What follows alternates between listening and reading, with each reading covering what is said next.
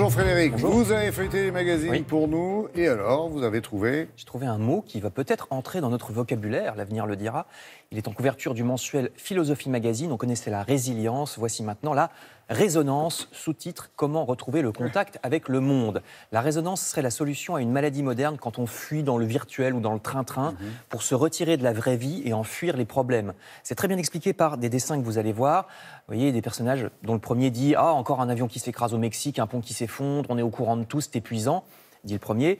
L'autre répond, t'as qu'à faire comme moi, au lieu de consulter les news, consulte Airbnb, je visite que des intérieurs calmes et cosy, par contre je ne voyage jamais, c'est trop stressant. Voilà ce que c'est que le problème posé par un philosophe, parce que le concept de résonance a été inventé par ce philosophe allemand qui s'appelle Hartmut Rosa, et pour lutter contre cette fatigue morale qui vient de la multiplication des écrans, le fait d'être connecté en permanence, submergé par les nouvelles souvent mauvaises, ça fait qu'on ne fait plus rien. On ne fait plus.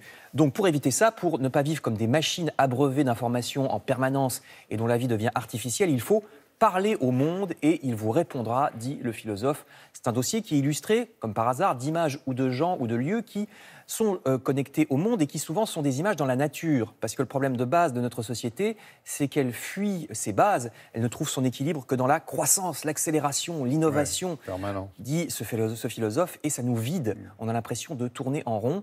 Le monsieur allemand date ce phénomène des années 80 avec la chute du mur de Berlin, la libéralisation du monde de la finance. Il n'y a plus d'alternative, on a l'impression de perdre le contrôle de nos vies. Donc contre ça, n'oublions pas les arts, la nature, les relations amicales. Grand dossier à lire dans Philosophie Magazine. Et justement, pour se reconnecter au monde réel, le jardinage. Le jardinage est une des activités conseillées dans, c'est vrai, Terre. Oui, la terre. Le chasseur français propose de construire un potager mandala, c'est-à-dire géométrique comme les imprimés tibétains. Oh, oui. Oui, parce que oui, même un potager peut être ornemental, à la fois joli et comestible.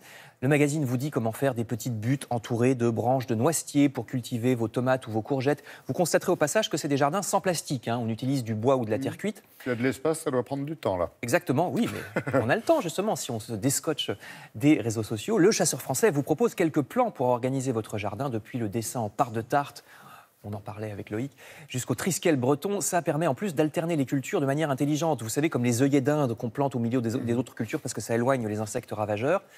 Et de son côté, le bimestriel La Salamandre présente un dossier spécial pour son 35e anniversaire, dossier consacré à l'animal qui lui a donné son titre. Bestiole fantasmagorique présente dans les légendes égyptiennes, latines, hébraïques. C'est un vrai phénomène, la salamandre, parce qu'elle ne vit pas dans le feu, comme on croyait au Moyen-Âge. Depuis François Ier, qui en avait fait son symbole. Mais les salamandres peuvent quand même vivre une cinquantaine d'années, ce qui est énorme. C'est grand comme ça, une salamandre. Oui, je sais bien. Un amphibien proche, donc parent des grenouilles et des crapauds, ça vit normalement que seulement quelques années. Elle a une peau luisante et toxique, étudiée par les scientifiques pour créer de nouveaux antibiotiques. Et sa capacité à se régénérer, un membre comme les lézards, aussi intéresse beaucoup les scientifiques. Vous lirez ça dans La Salamandre, à propos de la salamandre. Bravo et merci beaucoup, Frédéric.